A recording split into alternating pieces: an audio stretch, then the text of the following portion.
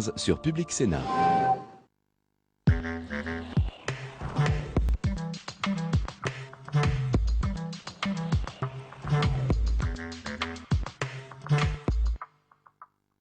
Bonjour à tous et bienvenue sur Public Sénat. C'était l'une des promesses de campagne de François Hollande, modifier la loi bioéthique de juillet 2011 pour autoriser la recherche sur les cellules souches embryonnaires. Ces cellules, ce sont celles qui sont prélevées sur l'embryon humain au tout premier stade de son développement, des cellules porteuses d'espoir dans le traitement de nombreuses maladies graves comme l'Alzheimer ou encore les défaillances hépatiques ou cardiaques. Le 2 octobre, la Commission des affaires sociales du Sénat a adopté à l'unanimité moins une voix UMP une proposition de loi RDSE autorisant sous certaines conditions la recherche sur l'embryon. Porté par Gilbert Barbier, le texte en effet met fin au régime actuel d'interdiction assorti de dérogations. Le groupe UMP du Sénat rejette ces propositions. Pour lui, les lois bioéthiques font consensus et il n'est pas question de revenir sur les conclusions des États généraux de la bioéthique.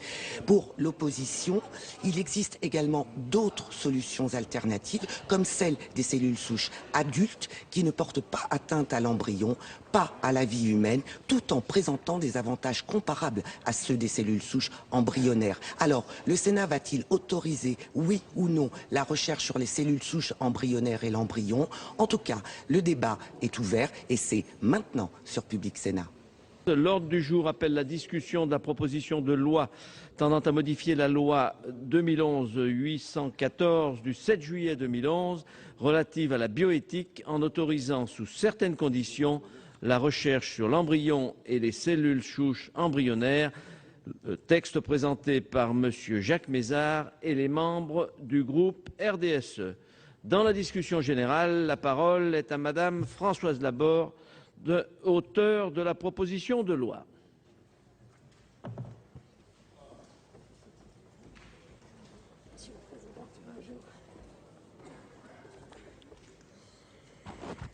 Monsieur le Président, Madame la Ministre, mes chers collègues, en juin 2011, le Parlement avait eu à débattre de la révision des lois bioéthiques.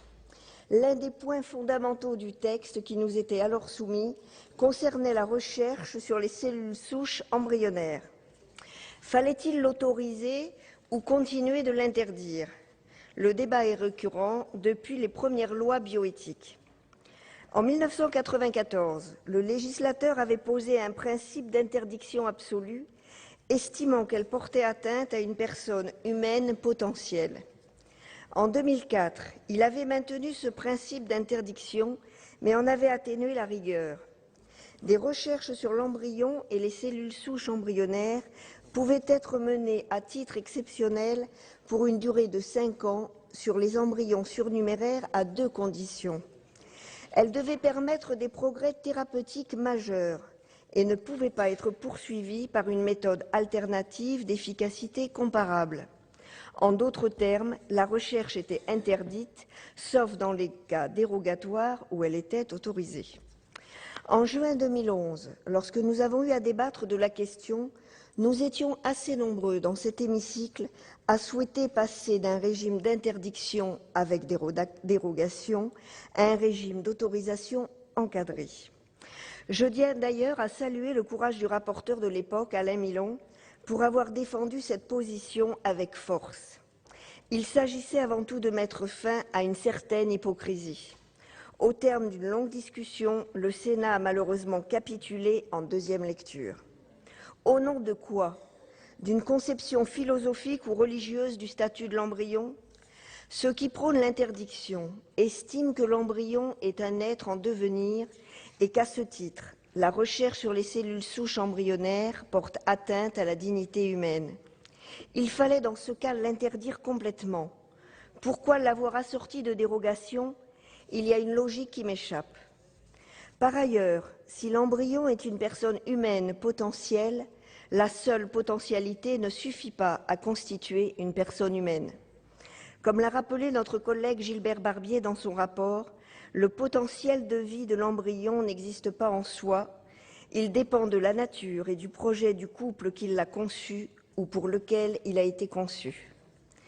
Qui plus est, les embryons concernés par la recherche sont conçus in vitro, dans le cadre d'une assistance médicale à la procréation, et ne font plus l'objet d'un projet parental. Autrement dit, ils seront détruits. On nous a également objecté à l'époque qu'il existait une alternative plus respectueuse de l'embryon, les cellules souches pluripotentes induites, les iPS, découvertes par le professeur Yamanaka, qui vient d'ailleurs de recevoir le prix Nobel de médecine. Ces cellules souches sont obtenues à partir de cellules adultes génétiquement reprogrammées pour se comporter comme une cellule souche embryonnaire. Si ces travaux ont indéniablement constitué une extraordinaire avancée scientifique, il est encore nécessaire de pouvoir travailler en parallèle sur ces deux types de cellules qui sont complémentaires.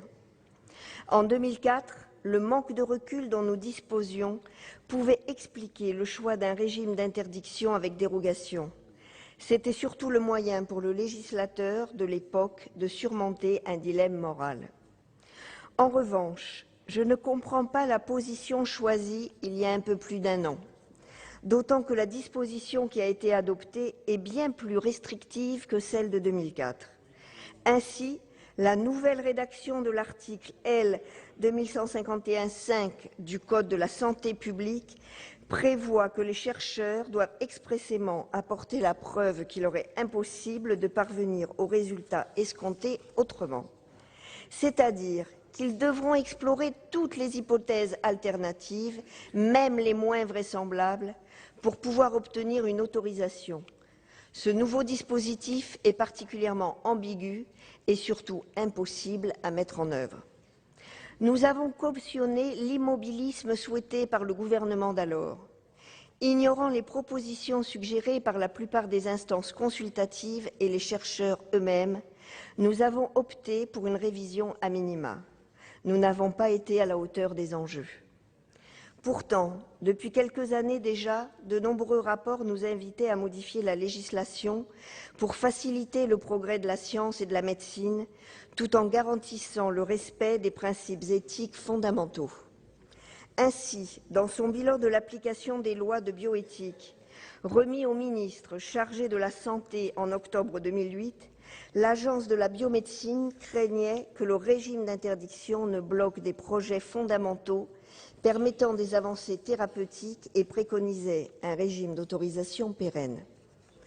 Dans son rapport sur la révision des lois de bioéthique de mai 2009, le Conseil d'État proposait également de substituer au régime actuel d'interdiction assorti de dérogation un régime permanent d'autorisation encadré par des conditions strictes.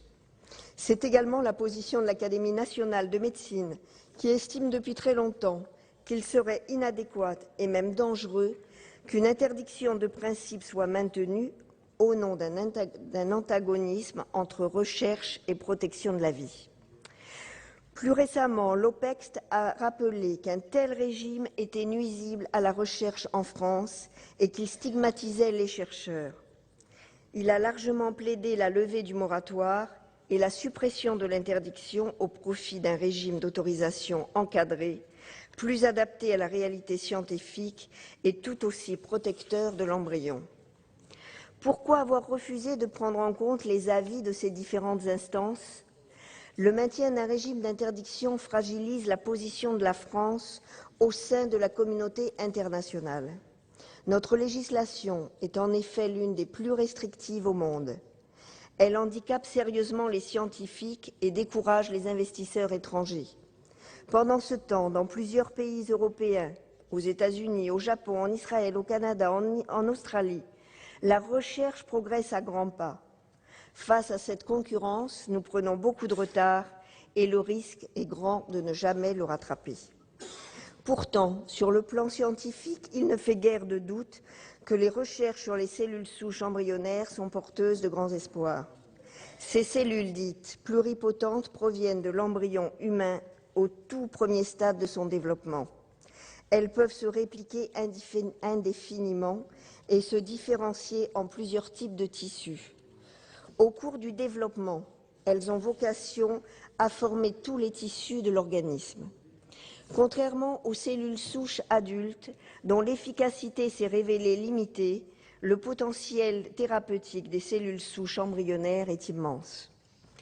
Un des enjeux majeurs de ces cellules est la thérapie cellulaire, que l'on appelle aussi médecine régénératrice.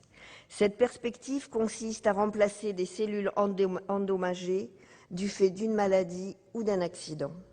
Elle pourrait intervenir dans le traitement des grands brûlés, des leucémies ou des maladies génétiques et neurodégénératives comme la maladie d'Alzheimer ou de Parkinson. Il n'est pas exclu, à terme, que ces cellules puissent un jour se substituer à certaines greffes d'organes. Les cellules souches embryonnaires devraient également permettre aux chercheurs de connaître des progrès majeurs dans la connaissance et le traitement des maladies génétiques et révolutionner la toxicologie prédictive. La recherche doit progresser et faciliter le développement de nouvelles thérapeutiques. Nous ne devons pas empêcher les équipes scientifiques et les malades de mettre leurs espoirs dans cette voie nouvelle de la science. Ils ont déjà perdu beaucoup de temps et attendent un signal fort. C'est l'objectif poursuivi par notre proposition de loi. Nous voulons mettre un terme à l'insécurité juridique et à l'ambiguïté de la loi de 2011, fondée sur une décision absurde, et offrir une meilleure lisibilité de notre législation dans l'intérêt de tous. Je me félicite à ce titre de la position du Président de la République et de celle de Madame la ministre de la Santé et des Affaires sociales sur le sujet. En matière de recherche sur l'embryon, on ne peut pas faire n'importe quoi, c'est là le sens même du mot éthique. C'est pourquoi la nouvelle rédaction de l'article du Code de la santé publique que nous vous proposons substitue au régime actuel d'interdiction assorti de dérogation un régime d'autorisation particulièrement encadré. Pour être autorisées, les recherches devront remplir 4 conditions sans lesquelles il ne sera pas possible de mener recherche. Je rappelle d'ailleurs qu'à partir du moment où d'autres recherches offriront des capacités similaires à celles des cellules souches embryonnaires, la recherche sur celles-ci sera interdite.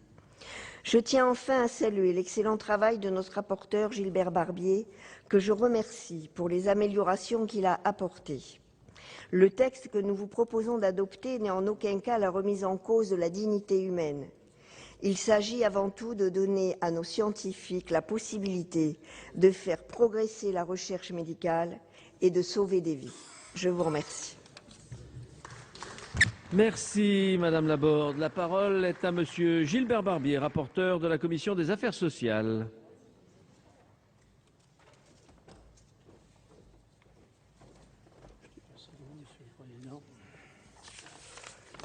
Monsieur le Président, Madame la Ministre, Madame la Présidente de la Commission des Affaires sociales, mes chers collègues, il y a une semaine, le prix Nobel de médecine a été attribué à John Gurdon et à Shinya Yamanaka, qui, à 45 ans de distance, ont démontré, d'abord chez l'animal, puis chez l'homme, qu'il est possible de faire régresser des cellules adultes jusqu'au stade de la pluripotence.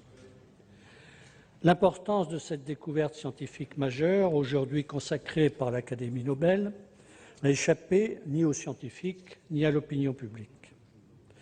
Depuis la publication des travaux du professeur Yamanaka en 2006, plusieurs équipes se sont lancées dans les recherches sur les cellules souches induites à la pluripotence, nommées IPS. On entend souvent que ces recherches rendraient caduques celles menées sur les cellules souches embryonnaires humaines, car ces cellules IPS et cellules embryonnaires auraient les mêmes caractéristiques. Les scientifiques que j'ai auditionnés me disent que pour l'instant, ce n'est pas le cas. Peut-être se trompent-ils. Mais si demain l'équivalence est possible, alors la recherche à partir de cellules souches embryonnaires humaines ne sera plus autorisée en France. C'est expressément ce que prévoit la proposition de loi que nous examinons ce soir. Cette proposition modifie le texte de l'article 2151.5 du Code de la santé publique qui a fait, vous vous en souvenez tous sans doute, l'objet de débats approfondis dans cet hémicycle, débats intenses et parfois passionnels, entre partisans de l'autorisation de ces recherches et tenants de leur interdiction. Dans un contexte préélectoral qui n'a pas été sans peser sur ses choix, le gouvernement de l'époque soutenait ce qu'il présentait comme une voie moyenne. En 2004, le principe de l'interdiction avait été posé et assorti de dérogations pour 5 ans. Le ministre de la Santé proposait, à l'instar des États généraux de la bioéthique, de maintenir l'interdiction de principe de ces recherches, mais de l'assortir de dérogations permanentes. À une très courte majorité, cette vision était finalement celle qui a prévalu au Sénat. La Commission des affaires sociales, saisie au fond, avait pour sa part suivi les conclusions de l'Office parlementaire d'évaluation des choix scientifiques et technologiques, les conclusions du Conseil d'État et les conclusions du rapporteur du projet de loi, Alain Milon. La Commission s'était engagée résolument et de manière transpartisane dans la voie de l'autorisation encadrée des recherches. Les auteurs de cette proposition de loi estiment que ce choix était le bon et nous proposent d'adopter un texte issu des travaux de l'Office parlementaire et très largement similaire à celui que nous avions adopté en première et à nouveau en deuxième lecture du projet de loi de la bioéthique. La Commission des affaires sociales a examiné ce texte tant du point de vue éthique que du point de vue juridique. Je note qu'1 an après ce texte, la mobilisation des chercheurs et de ceux qui s'opposent aux recherches sur l'embryon n'a pas faibli. La question éthique s'analyse sous 2 aspects. Faut-il interdire par principe la recherche sur l'embryon?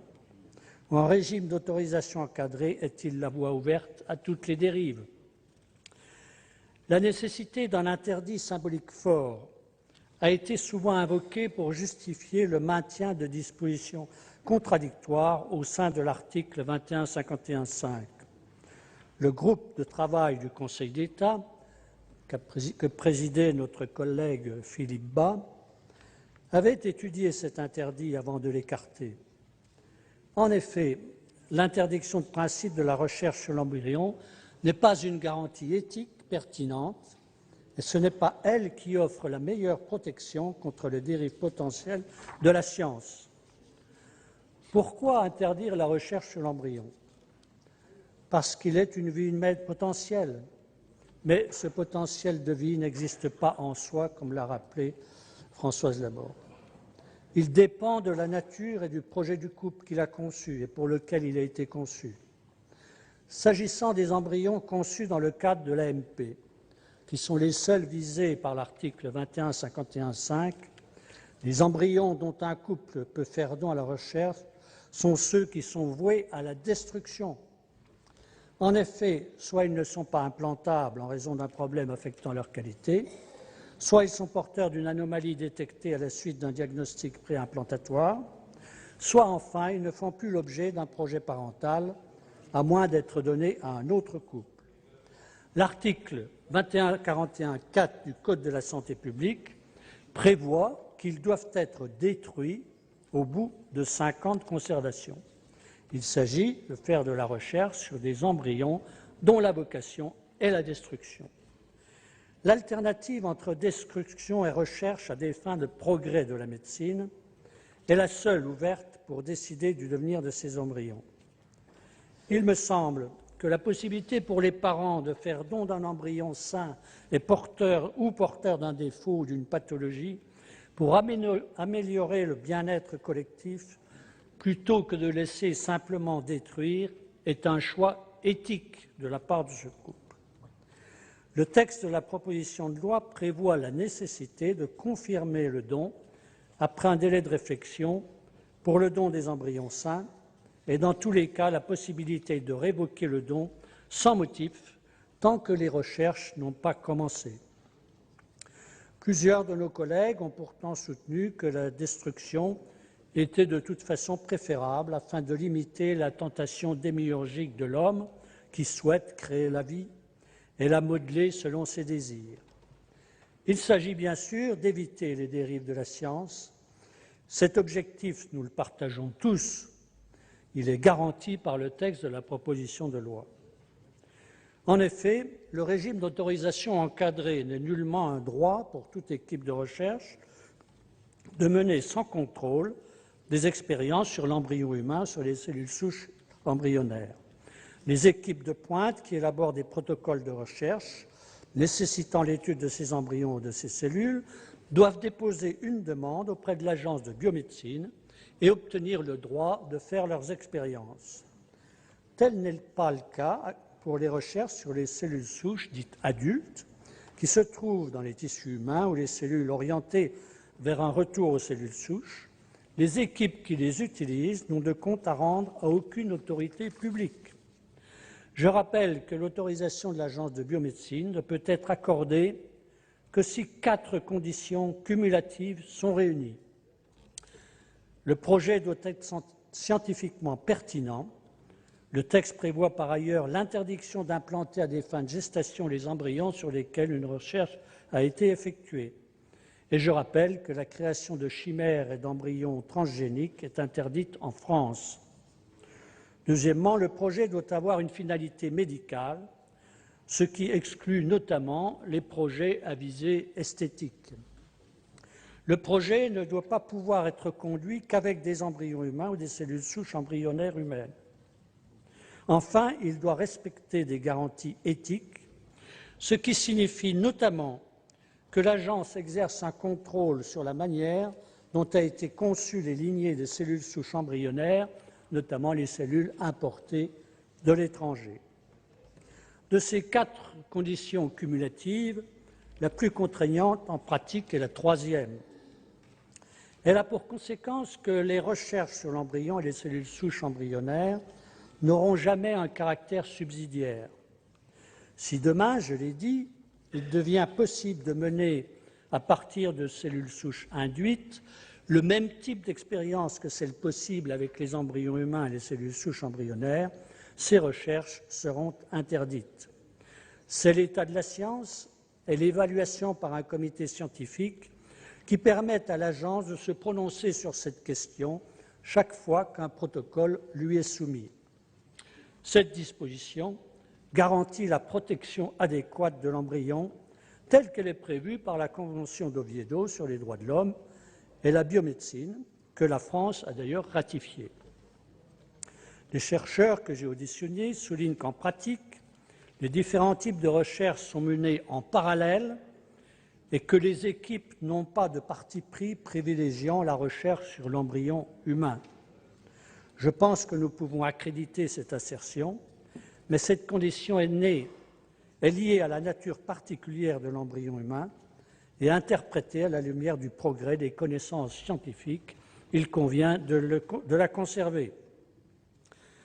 Il me semble néanmoins important de souligner que les recherches sur l'embryon et les cellules souches embryonnaires ont aujourd'hui, et sans doute pour plusieurs années encore, une importance centrale pour faire progresser les connaissances sur le développement de la vie, comme il vient d'être souligné, ainsi que pour la modélisation des maladies génétiques. Ainsi que le soulignent les chercheurs, de nombreuses questions de génétique, mais aussi d'épigénétique sont posées, qui impliquent sans alternative crédible le retour aux embryons humains, aux cellules souches embryonnaires qui en sont issues. L'Agence de biomédecine ne se fonde pas uniquement sur des avis scientifiques pour prendre ses décisions. Son comité d'orientation, qui réunit des scientifiques et des représentants de la société civile, et au sein duquel siègent désormais 4 sénateurs, dont votre serviteur, est appelé à se prononcer sur chaque dossier. Les considérations éthiques sont donc présentes pendant l'instruction du dossier même. Les avis de l'agence sont par ailleurs susceptibles de réexamen à la demande conjointe des ministres de la Recherche et du ministre de la Santé. Enfin, l'agence reçoit des rapports annuels sur les progrès des recherches et conduit des inspections. Le texte a d'ailleurs été conforté en commission par un amendement renforçant ses pouvoirs d'inspection. J'en viens maintenant aux questions de droit. Le gouvernement soutenait à l'époque que l'interdiction de principe assortie de dérogations et l'autorisation encadrée était de ce point de vue équivalente. Le juge administratif n'en a pas décidé ainsi. La Cour administrative d'appel de Paris a déduit que l'existence de l'interdiction de principe qu'il appartenait à l'Agence de la biomédecine de faire la preuve que des recherches employant des moyens alternatifs ne pouvaient parvenir aux résultats escomptés. Et là, en conséquence, la Cour administrative d'appel de Paris a annulé l'autorisation accordée 3 ans auparavant à un protocole de recherche. Les scientifiques sont, en cas d'annulation, tenus d'arrêter immédiatement leurs travaux sous peine de sanctions pénales. 5 recours en annulation, dont 4 concernent les travaux d'équipe de l'INSERM, sont actuellement en cours d'instruction par le tribunal administratif de Paris. L'insécurité juridique à laquelle sont confrontés les chercheurs est le résultat des ambiguïtés de la loi de 2004. Cette ambiguïté a été accentuée par le texte voté en 2011 qui consacre cette ambiguïté morale et juridique. En effet, le texte actuel de l'article 2151.5 porte la marque de ceux qui, à l'Assemblée nationale, à défaut de pouvoir obtenir l'interdiction des recherches, cherchaient à rendre quasiment impossible leur autorisation à force de conditions en pratique irréalisables. Ainsi, la nécessité d'établir explicitement qu'il est impossible de parvenir aux résultats escomptés.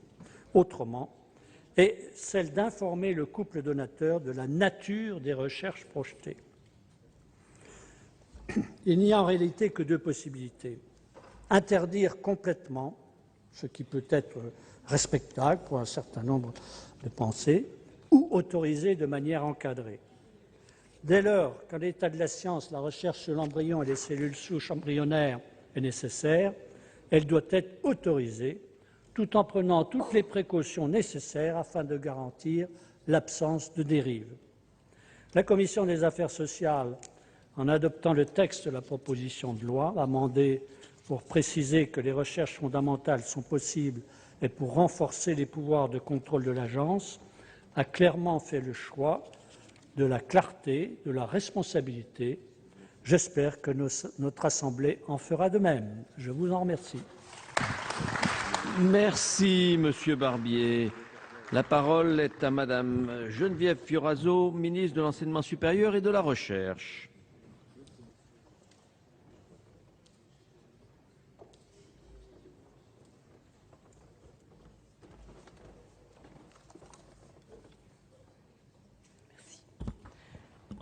Monsieur le Président, Madame la Présidente de la Commission des affaires sociales, Monsieur le rapporteur, Madame la sénatrice Françoise Laborde, Mesdames et Messieurs les sénatrices et sénateurs, je suis heureuse d'être parmi vous ce soir pour discuter de cette proposition de loi relative à la recherche sur l'embryon et les cellules souches embryonnaires humaines.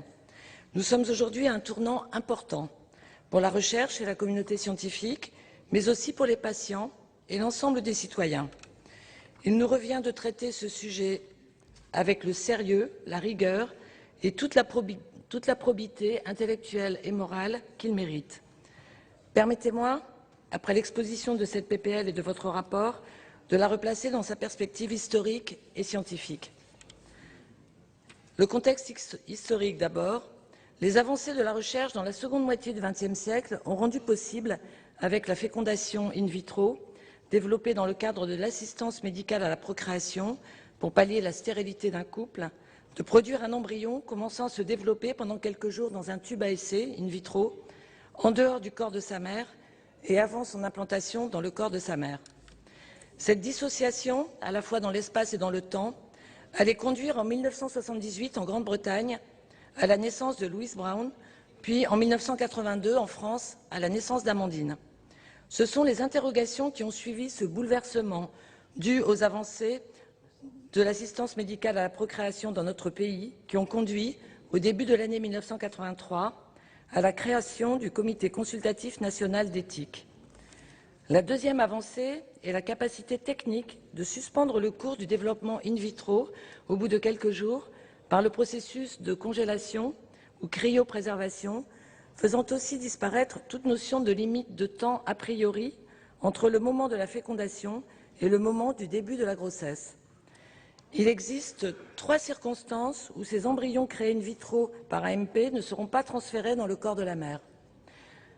Premier cas, lorsqu'une anomalie majeure ou une interruption du développement d'un embryon est manifeste in vitro avant l'implantation. Deuxième cas, lorsqu'au cours d'un diagnostic préimplantatoire DPI, un embryon se révèle porteur de la séquence génétique dont la recherche a motivé la réalisation du DPI.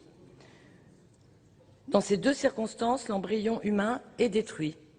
La troisième circonstance, très différente, qui conduit à ne pas transférer des embryons créés in vitro, est la décision de les conserver par cryopréservation dans le but d'un transfert ultérieur. Mais si, ultérieurement, ces embryons cessent d'être inscrits dans le projet parental du couple qui a été à l'origine de leur création, la question de l'arrêt de leur conservation se pose, c'est-à-dire la question de leur destruction. C'est dans cette situation, c'est-à-dire celle d'embryons pour lesquels il est exprimé un abandon du projet parental, ou bien parce qu'il ne peut pas être satisfait pour des raisons médicales liées à l'embryon produit in vitro, que la question de la mise à disposition de cet embryon pour la recherche est possible. La PPL que nous discutons ce soir s'inscrit totalement dans ce contexte. De plus, cette mise à la disposition de la recherche n'est possible qu'après une information du couple et l'obtention de son consentement. Venons-en au contexte scientifique. L'embryon humain apparaît tout d'abord sous la forme d'une seule cellule, née de la fusion de 2 cellules, un ovocyte et un spermatozoïde. Puis cette cellule va donner naissance à de nouvelles cellules, et chacune des premières générations de cellules dites totipotentes, qui constituent l'embryon, vont conserver une capacité, si on les isole de leurs voisines, de donner naissance à elles seules à un nouvel embryon. Puis, à mesure qu'elles vont donner naissance à de nouvelles cellules, elles vont perdre cette potentialité et une frontière va apparaître entre l'embryon en tant que tel et chacune des cellules qui le composent. C'est en 1998, 20 ans après la naissance de Louise Brown, que sera posée de manière toute nouvelle la question de la possibilité et de l'intérêt scientifique de réaliser des recherches sur des cellules souches issues d'embryons humains qui seraient autrement destinées à être détruits. Des travaux de recherche indiquaient alors que les cellules souches embryonnaires humaines peuvent être isolées et cultivées in vitro, se renouveler in vitro et donner naissance in vitro en fonction de l'environnement qu'on leur fournit à la quasi-totalité, voire à la totalité, des plus de 200 familles différentes de cellules qui composent le corps humain adulte. Ainsi, de manière schématique, une cellule souche est une cellule dotée à la fois d'une grande capacité de renouvellement d'elle-même et d'une grande plasticité, c'est-à-dire une capacité de donner naissance à des cellules différentes. Pourquoi alors la question de la recherche sur l'embryon et les cellules souches embryonnaires reste-t-elle d'actualité et pourquoi devient-il urgent de passer d'un régime d'interdiction avec dérogation à une disposition d'autorisation encadrée? Tout d'abord, la PPL discutée ce soir a pour objet de modifier une disposition de la loi de bioéthique de 2011 et vise à autoriser, sous certaines conditions, la recherche sur l'embryon et les cellules souches. Cette disposition concerne essentiellement la recherche et ne remet pas en cause la philosophie générale de la loi de bioéthique. Il n'est pas dans l'intention du gouvernement d'aborder ici, de manière plus générale, les autres dispositions de la loi sur la bioéthique, ce qui pourrait justifier un débat public auquel le gouvernement n'aurait évidemment pas l'intention de s'opposer. Le changement proposé par cette PPL est significatif quant à ses implications pour la recherche et ses retombées potentielles sur lesquelles je reviendrai. En ce sens, le gouvernement souhaite que le débat puisse avoir lieu de manière approfondie. Le temps nécessaire devra y être consacré. La PPL, mais nous avons le temps. La PPL mentionne la nécessité pour les chercheurs de montrer que la recherche nécessite de recourir à ces cellules souches embryonnaires. Les avancées les plus récentes montrent que nous n'avons pas de réelles alternatives à l'utilisation de ces cellules souches pour faire avancer la science. Avant de discuter des alternatives potentielles aux cellules souches embryonnaires, j'aimerais ici préciser que les règles habituelles de la recherche scientifique conduisent un chercheur à établir, dans son protocole expérimental, les alternatives qui constitueraient une voie plus efficace et pertinente permettant d'arriver au résultat escompté. L'exposé des motifs, si j'ose décrire ainsi le protocole expérimental, fait partie intégrante de l'analyse de la pertinence scientifique et éthique d'un projet de recherche, quel qu'il soit. En l'occurrence, le respect de ces règles est assuré par l'autorité compétente, ici l'Agence de biomédecine, à qui je veux rendre hommage pour le travail admirable accompli ces dernières années. Admirable et difficile. Depuis les années 1998, à plusieurs reprises, des chercheurs ont cru pouvoir trouver une alternative aux cellules embryonnaires. Ce fut d'abord la découverte de cellules souches adultes. Des chercheurs ont rapporté l'existence de ces cellules dans la plupart des tissus de l'organisme, la peau, la moelle osseuse, le foie. Ainsi, nous pouvons disposer de cellules souches sans recourir à des gamètes. Cependant, pour tester leurs propriétés, il a fallu néanmoins les comparer aux cellules embryonnaires, et leur potentiel a ainsi été revu à la baisse.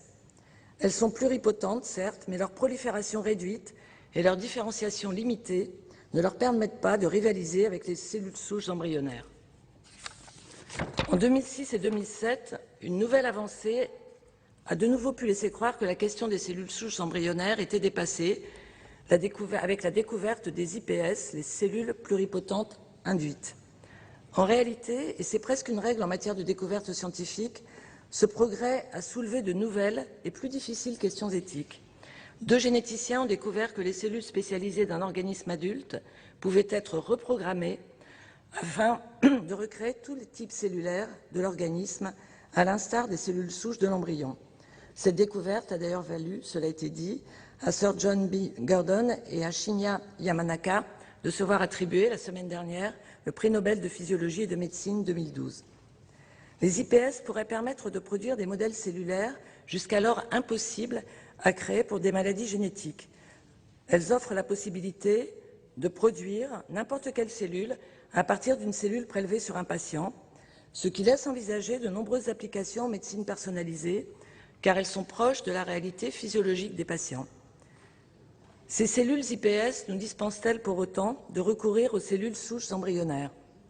Première difficulté purement scientifique.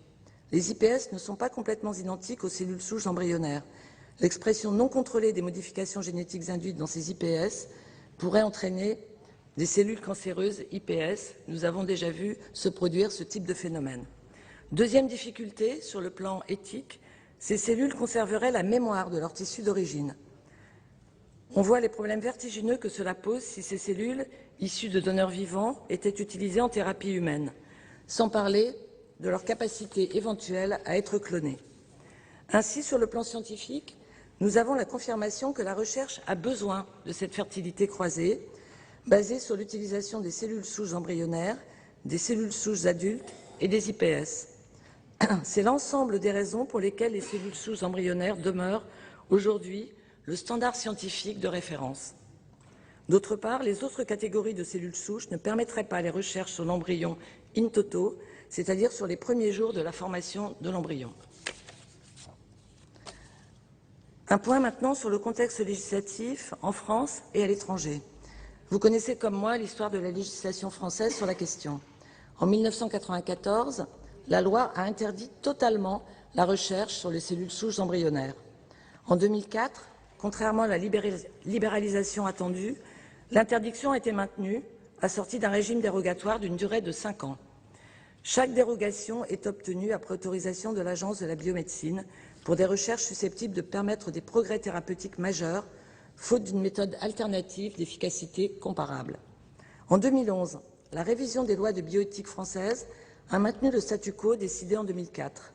Interdiction de réaliser des recherches sur l'embryon ou les cellules embryonnaires, tout en permettant à l'Agence de biomédecine de distribuer des dérogations qui ne sont toutefois plus assorties d'une durée. De nombreux pays, vous le savez, ont au contraire autorisé la recherche sur l'embryon et les cellules souches embryonnaires humaines. C'est le cas des États-Unis, du Canada, de l'Australie, de la Chine, du Japon, de Singapour, ainsi que de la majorité des pays européens, tels le Royaume-Uni, l'Espagne, la Suède. L'Allemagne constitue une des exceptions notables. Dans ce contexte législatif, les équipes françaises ont pu cependant démontrer leur sérieux et leur exigence sur le plan éthique comme sur le plan scientifique. Les projets de recherche présentés depuis la loi du 6 août 2004 n'ont essuyé que 4 rejets par l'Agence de biomédecine. 64 projets, au contraire, ont été autorisés à ce jour.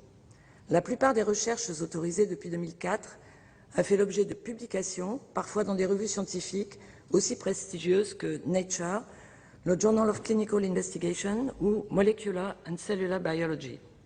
2 projets français touchent à l'horizon des protocoles d'essais cliniques. L'un portant sur l'insuffisance cardiaque grâce à la production de cellules musculaires du cœur, cardiomyocytes, l'autre sur les ulcères de peau chroniques grâce à la production de cellules de peau à partir de cellules souches embryonnaires. Ceci démontre le continuum entre la recherche la plus fondamentale jusqu'au lit du malade. J'aimerais prendre à titre d'exemple le cas de l'essai clinique sur le traitement de l'insuffisance cardiaque. L'équipe en est venue à l'utilisation de cellules souches embryonnaires après l'échec démontré de l'utilisation des cellules souches adultes et 10 ans d'expérimentation. La recherche se poursuit donc en France, mais son potentiel est évidemment freiné en matière de structuration interne et de coopération internationale. Les restrictions de la loi en 2004 comme en 2011 ont, de toute évidence, freiné les échanges de savoir et la coopération scientifique internationale au détriment de notre pays. La France occupe la 8e place européenne et la 15e mondiale en matière de publication. C'est le résultat de 7 années de retard par rapport à la concurrence. 7 années sans formation de chercheurs, sans financement de travaux, alors que la Grande-Bretagne en est à son 4e plan de développement. Devons-nous dès lors demeurer isolés dans notre position? Pouvons-nous nous contenter d'être spectateurs des progrès de nos partenaires? Nous sommes une puissance scientifique motrice en Europe dans bien des domaines. Le Président de la République a souhaité que l'enseignement supérieur et la recherche soient des leviers décisifs dans le redressement de notre pays et dans une compétitivité guidée par la qualité. Nous avons un rôle à jouer dans la construction d'une Europe de la recherche. Or, la Commission européenne, depuis le 6e programme cadre, ne nous a pas attendus pour se mettre en ordre de marche en soutenant les projets de recherche sur les cellules souches, qu'elles soient adultes, embryonnaires, fétales ou IPS. Elle s'est fixée pour objectif de soutenir des actions et des initiatives qui contribueront à la coordination et à la rationalisation des lignées de cellules souches embryonnaires humaines en Europe. Elle a créé un répertoire banque de cellules souches embryonnaires afin d'optimiser l'exploitation des lignées existantes pour qu'ils soient moins utiles d'en dériver de nouvelles par destruction d'embryons. Elle a de surcroît érigé un code de bonne conduite fondé sur des principes éthiques pour définir très strictement ce qui était permis et ce qui ne l'était pas. La France doit-elle demeurer en retrait? Notre position est peu lisible à l'étranger. Or, la coopération internationale est essentielle dans ce domaine. Nos chercheurs doivent pouvoir collaborer avec nos partenaires étrangers pour profiter de l'expérience de pays plus avancés et bénéficier d'un effet de levier. Après 8 années de pratique de recherche et 64 autorisations délivrées, notre position, isolée, d'interdiction de principe, assortie de dérogations, est-elle encore justifiée? La question de la recherche sur les cellules souches et l'embryon, qui est une question très précise, à laquelle nous devons apporter des réponses mûrement réfléchies, engage plus généralement notre vision de la place de la science dans la société. Je dois vous dire que je me suis forgé une opinion sur cette PPL après une profonde réflexion. J'ai interrogé les associations de malades et les chercheurs, vérifié son applicabilité avec l'Agence de biomédecine et discuté des aspects éthiques avec des membres du Comité national d'éthique. La PPL proposée par le groupe RDSE permet, en clarifiant le régime juridique de la recherche sur l'embryon et les cellules souches embryonnaires, de concilier l'éthique et la liberté de la recherche. Nous devons bien entendu examiner nous-mêmes les enjeux éthiques avec toute la vigilance nécessaire, et c'est l'objet du débat que nous devons nourrir aujourd'hui de nos réflexions respectives. Vous avez su par ailleurs, tout au long de cette proposition, tenir compte de la réalité de la recherche, de ses contraintes, de ses objectifs, de sa démarche, de son rythme, de ses exigences, et votre compréhension de ces enjeux donne un sens aux propositions que vous formulez. J'aimerais revenir sur les principes pris en compte dans cette PPL qui régissent la recherche sur l'embryon, ce pourquoi elle nous paraît aller dans le bon sens. Premièrement, la finalité médicale. Je prendrai pour exemple l'attention particulière que vous avez portée à la nécessité de clarifier l'objectif de la recherche autorisée. Elle doit s'inscrire dans une finalité médicale et vise à redonner à la recherche fondamentale toute sa place. En effet, la finalité médicale comprend la recherche fondamentale et appliquée, les progrès de la connaissance, ce qu'on pourrait considérer comme la véritable finalité de la recherche, et la possibilité d'essayer de développer des applications éventuellement bénéfiques, ce qu'on pourrait considérer comme l'une des utilités de la recherche, se déploie dans des espaces temporels différents. Il est prioritaire d'essayer de développer les applications utiles quand elles deviennent possibles, mais illusoire et dangereux de penser que les applications futures ne viendront pas d'un mouvement de fond d'exploration de l'inconnu et de remise en cause en permanence de ces concepts. C'est l'essence même de la recherche. Cette recherche s'adresse à des embryons ne faisant plus l'objet d'un projet parental, je n'y reviens pas. Le couple qui fait le don de l'embryon à la recherche doit être informé et donner son accord. Un encadrement des règles assurant la pertinence scientifique et le respect des règles éthiques doit être assuré par une agence qui a la capacité de diligenter à tout moment un contrôle de l'avancée de la recherche et des équipes.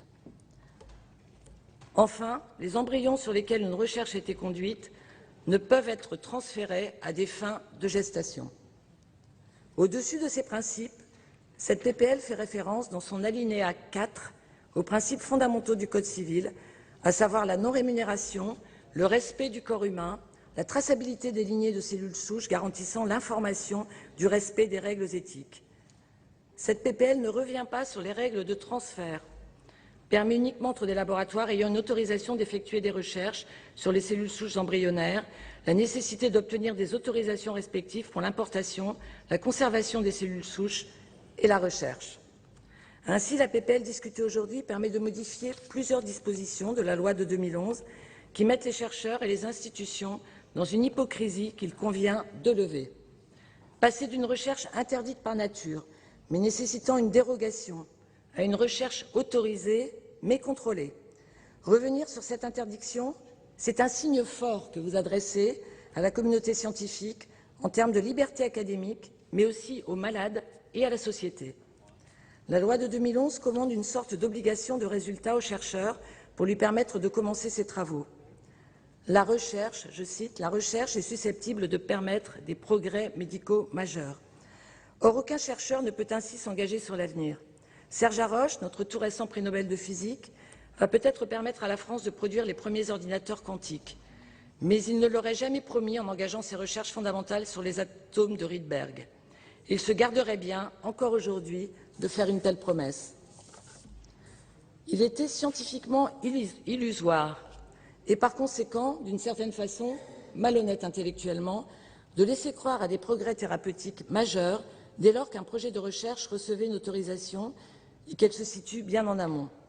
La finalité médicale doit être mise en avant, mais la garantie de progrès thérapeutiques majeurs reste difficile à définir a priori. Ces recherches suscitent d'immenses espoirs chez des patients atteints de pathologies graves. Nous n'avons pas le droit de susciter de faux espoirs. Cette proposition a le mérite de renforcer les décisions de l'agence, d'améliorer la qualité juridique de cette législation, d'afficher une position claire de la France quant à la recherche sur l'embryon et les cellules souches embryonnaires, de replacer la recherche française dans le réseau international des chercheurs et de placer les chercheurs dans une position juridique moins inconfortable. Il est maintenant fondamental qu'un débat puisse avoir lieu. Le sujet est suffisamment important et sensible pour que nous y consacrions un temps approprié. Je vous remercie de votre attention. Merci Madame la Ministre. Dans la suite de la discussion générale, la parole est à Madame Mugueddini pour le groupe UCR.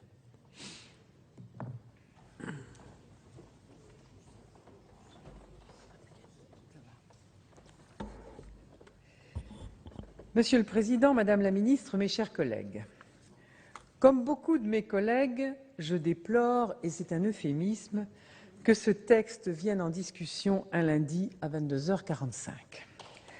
Tous ceux qui étaient présents dans cet hémicycle en juillet 2011, lors de l'examen du projet de loi relatif à la bioéthique, savent avec quelle gravité et quel sérieux la question de la recherche sur l'embryon avait été débattue. Et pour débattre gravement et sérieusement, il faut du temps et nous n'en aurons pas assez ce soir. Nos collègues du RDSE le savent aussi.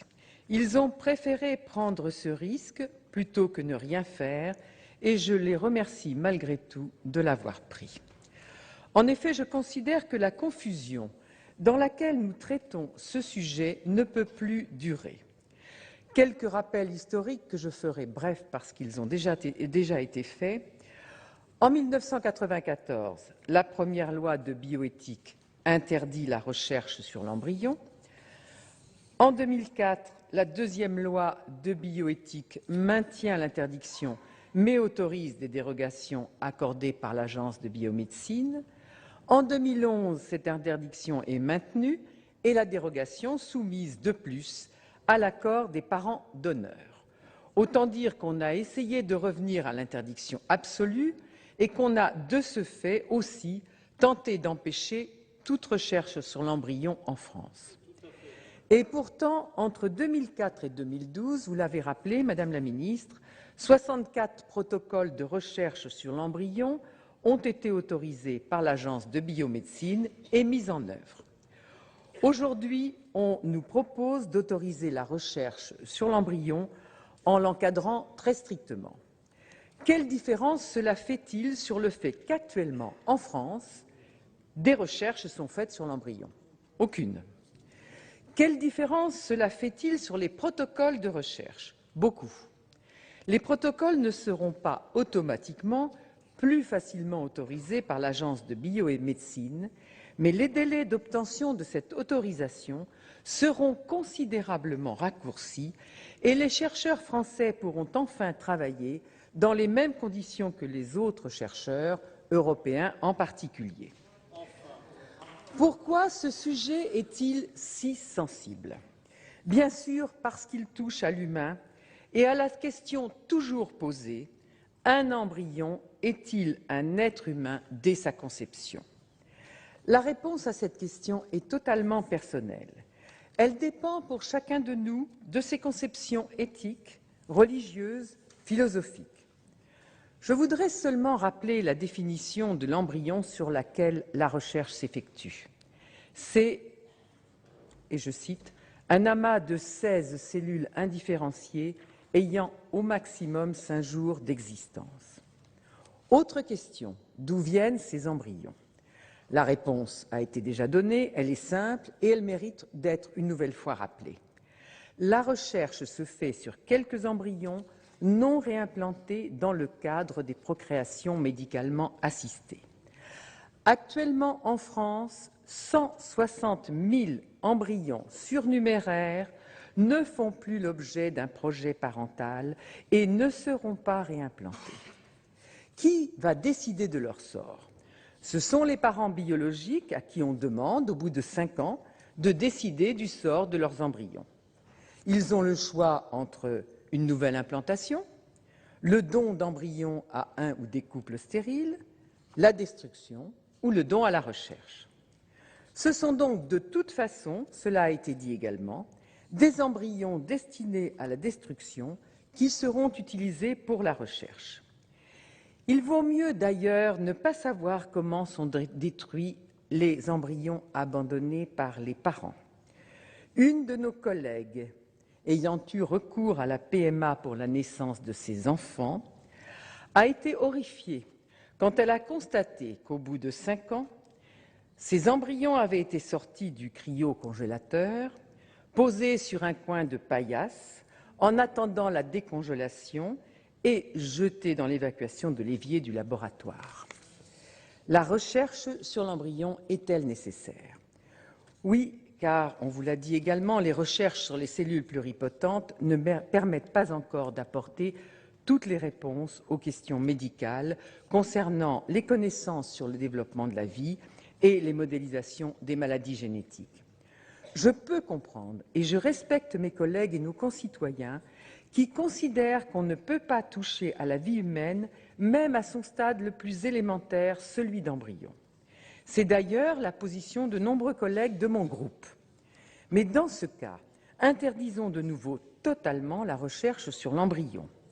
Sinon, arrêtons cette hypocrisie et cette supercherie qui consiste à dire « oui, en France, la recherche sur l'embryon est interdite, mais quand même, des chercheurs sont autorisés à la faire ».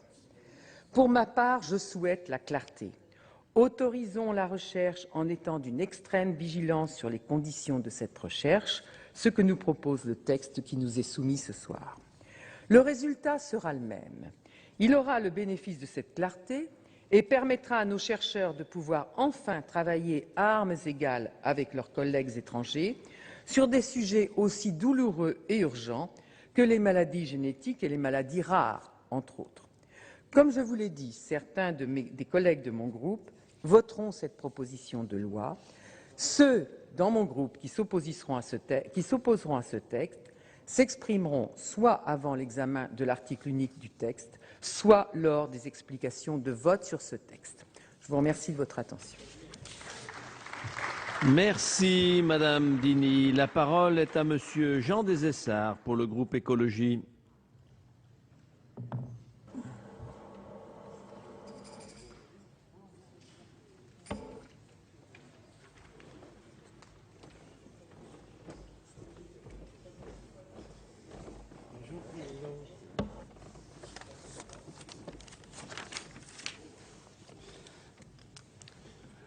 Monsieur le Président, Madame la Ministre, Monsieur le rapporteur, Madame la Présidente de la Commission, mes chers collègues, la proposition de loi qui nous est présentée ce jour relance un débat que nous avons tenu à plusieurs reprises dans ce même hémicycle, débat particulièrement sensible.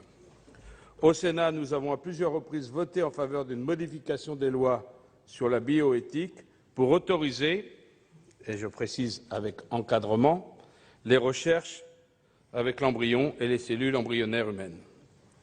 De quoi s'agit-il quand on parle de recherche avec des embryons humains? D'embryons issus de fécondation in vitro, surnuméraires, qui n'entrent pas dans un projet parental après consentement des parents dûment informés de la procédure. De quoi s'agit-il quand on parle de recherche avec des cellules souches embryonnaires humaines? De cellules issus d'un embryon non destiné à un projet parental dans un stade de développement très peu avancé. Levons toute ambiguïté, on ne crée pas des embryons exprès, on n'attend pas à l'avis de qui que ce soit. Est-ce que les conditions actuelles de la législation permettent de mener à bien les recherches? La réponse, c'est clair, c'est non. Le fait que ce débat revienne de manière récurrente et que plutôt que de trancher positivement, on va d'atermoiement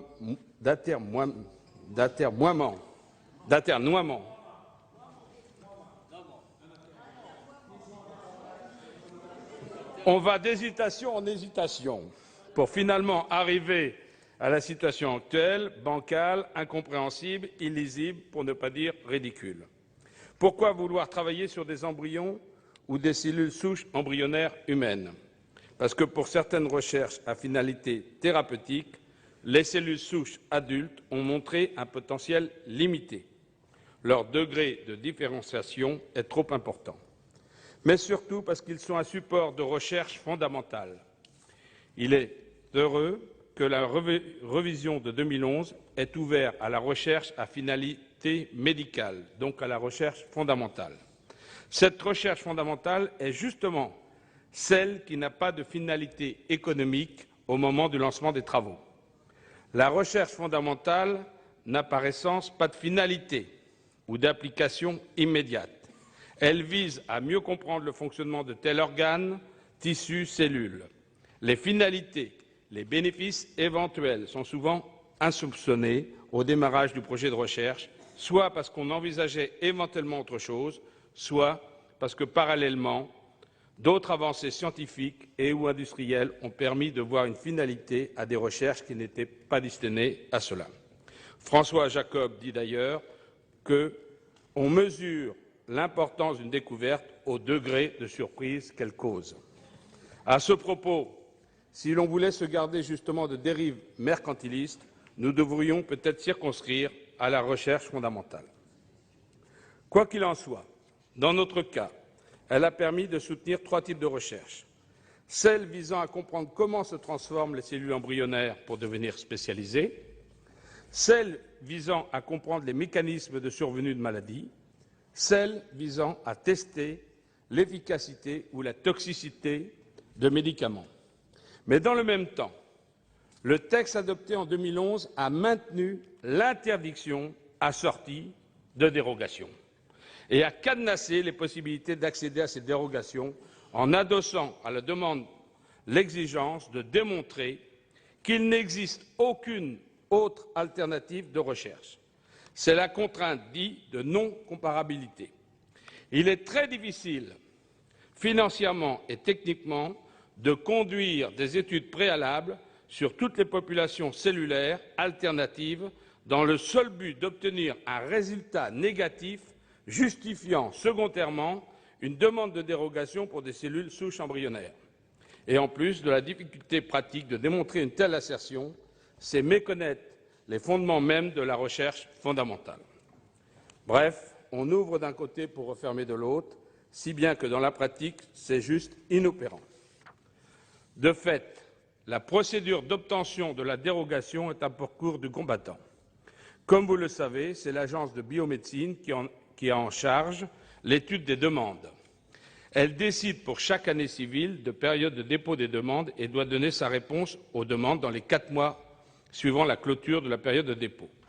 La compatibilité avec la procédure de demande de financement par l'équipe scientifique peut interroger, d'autant que les organismes sollicités peuvent être refroidis par le manque d'assurance vis-à-vis de l'obtention de la dérogation. Entre une équipe qui peut faire les recherches et une équipe qui peut peut-être faire les recherches, entre un projet sûr de pouvoir se réaliser et un projet suspendu à une procédure potentiellement remise en cause, le choix paraît vite fait. D'autant que, contrairement à ce qu'on nous soutient, il n'y a pas équivalence entre interdiction avec dérogation et autorisation encadrée. Dans la mise en œuvre, il y a une différence juridique. Ainsi, avec une interdiction de principe, il revient à l'Agence de biomédecine qui délivre les dérogations de faire la preuve qu'aucune méthode alternative ne pourrait permettre d'aboutir au résultat escompté. Mais le principe du « en l'état actuel de la science » est diversement apprécié et des personnes ou organisations défavorables aux recherches ont au fait d'attaquer l'Agence pour des dérogations qu'elle a accordées. Faute de pouvoir faire la démonstration attendue, l'Agence a dû annuler des autorisations qu'elle avait accordées. Tout cela ne donne pas confiance à nos partenaires et n'aide pas nos scientifiques à rattraper les retards accumulés. Les retards sur les travaux ont entraîné des retards sur les acquis, la formation, les compétences, la constitution d'équipes opérationnelles, la crédibilité vis-à-vis de partenaires scientifiques et ou financiers, la prise de responsabilité. La France en est à sa première génération de responsables alors que les États-Unis en sont à leur 3e. On est donc entré dans un cercle vicieux duquel seule la décision d'autoriser les recherches avec encadrement nous permettra de sortir. C'est pourquoi, comme lors des précédents débats au Sénat, les sénatrices et sénateurs écologistes voteront cette proposition de loi. Je vous remercie. Merci, Monsieur Desessard. La parole est à Monsieur Alain Milon pour le groupe UMP.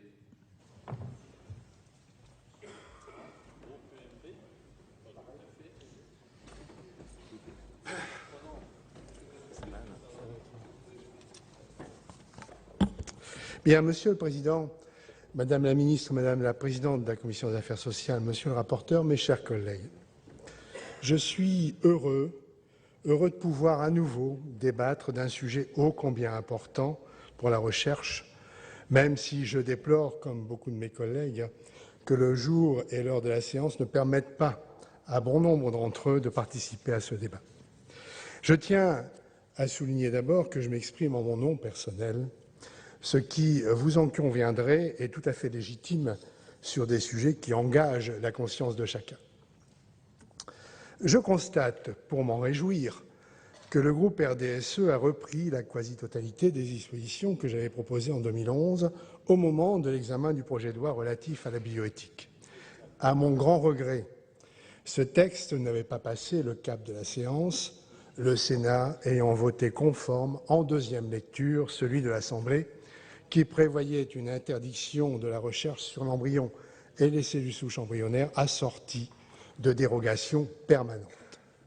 C'était prendre à la légère le rôle du législateur et je n'ai pas changé d'avis sur ce point depuis l'année dernière. L'un des enjeux fondamentaux de la révision des lois de bioéthique de 2011 était la recherche sur l'embryon et les cellules souches embryonnaires. Je l'avais affirmé lors de nos débats, le texte adopté à l'époque était, et j'en suis toujours convaincu, en régression par rapport à la loi de 2004.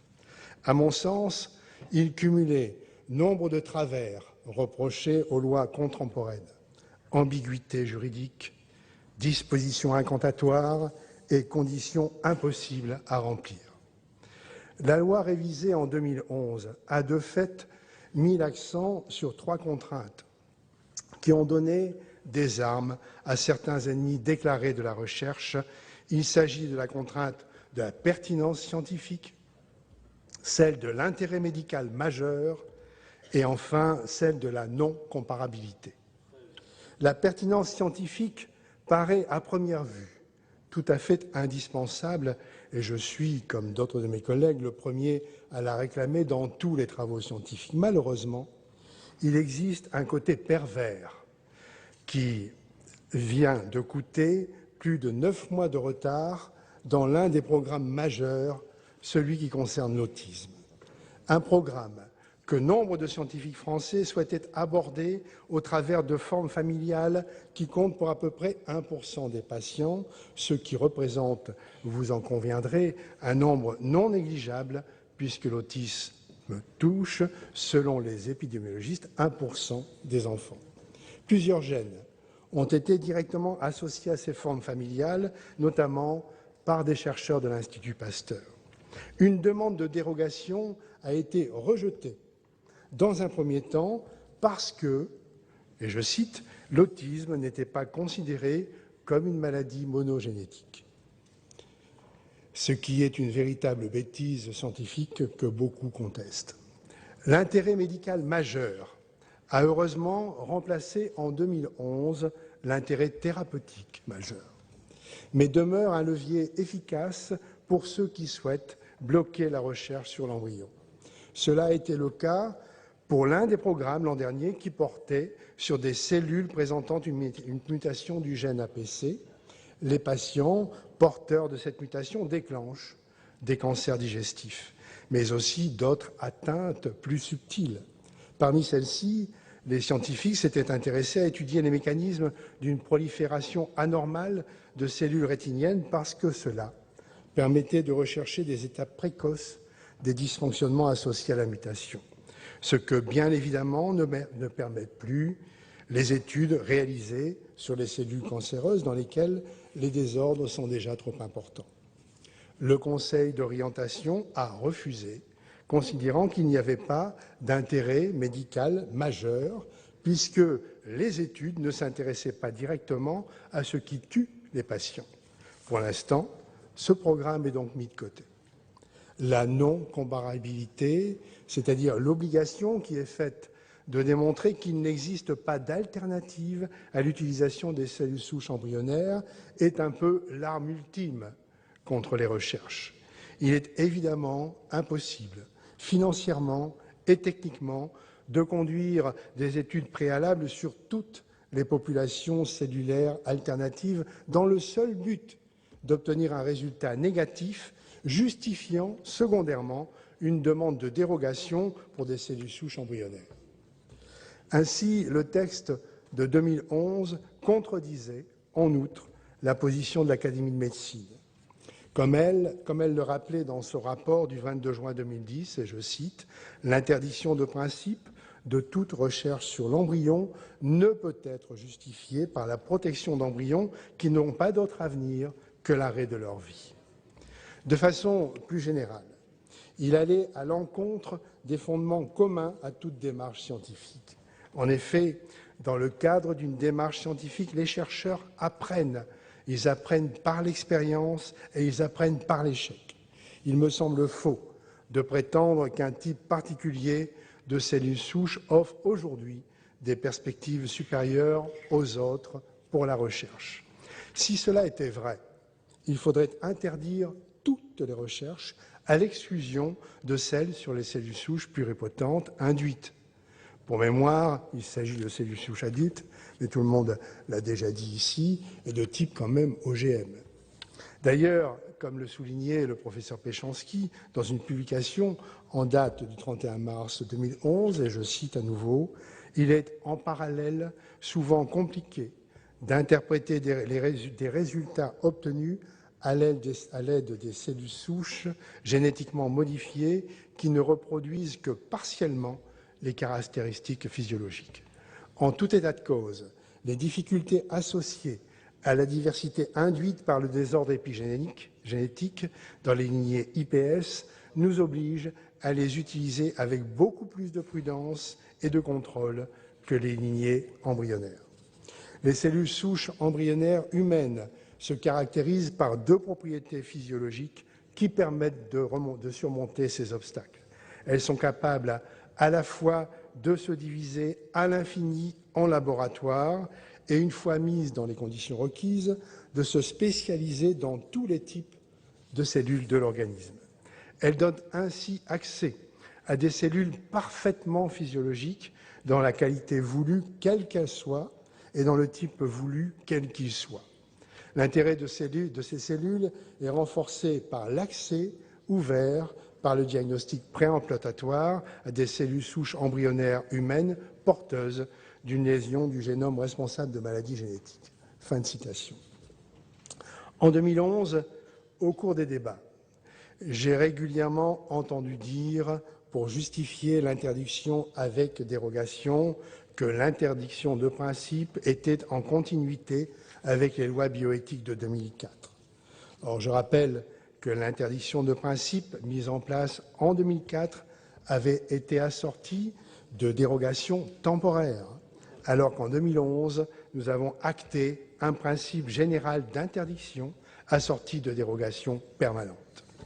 Ce faisant, nous avons prétendu concilier deux principes incompatibles.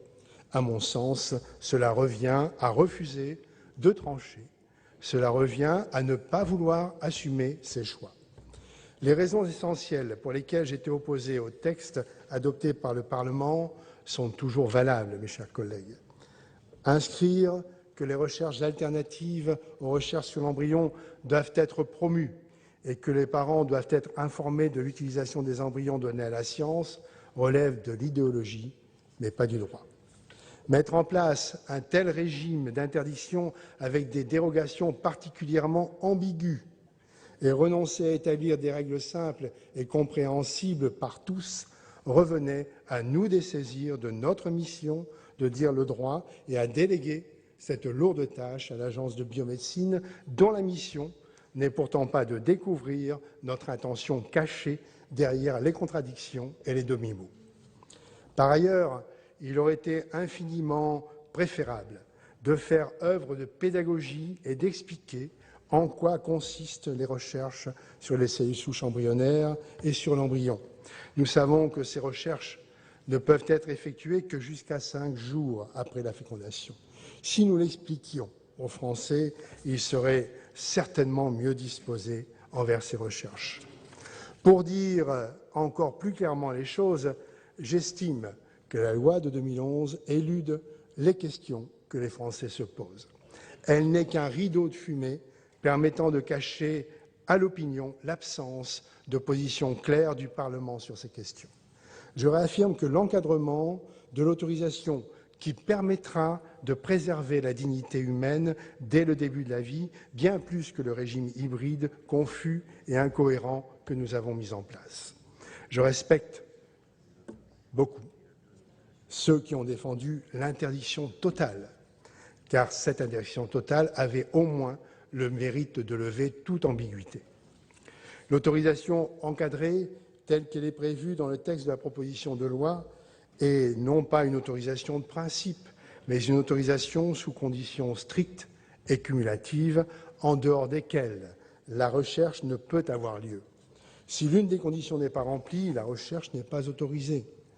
Je terminerai, mes chers collègues, mon propos en affirmant ce que j'avais dit dans le cadre d'une discussion que j'avais eue avec un sénateur de la majorité d'alors, en affirmant que je crains les régimes où la loi dicte la vérité scientifique. Mais je craindrais bien évidemment tout autant les régimes où la science dicterait le droit, même si je n'en connais pas, ou du moins pas encore. Pour toutes ces raisons, mes chers collègues, vous l'avez compris, je voterai des deux bras, des deux mains, si j'avais le droit, cette proposition de loi qui est présentée par Gilbert Barbier. Merci, mon cher collègue. La parole est au président Bernard Cazeau pour le groupe socialiste.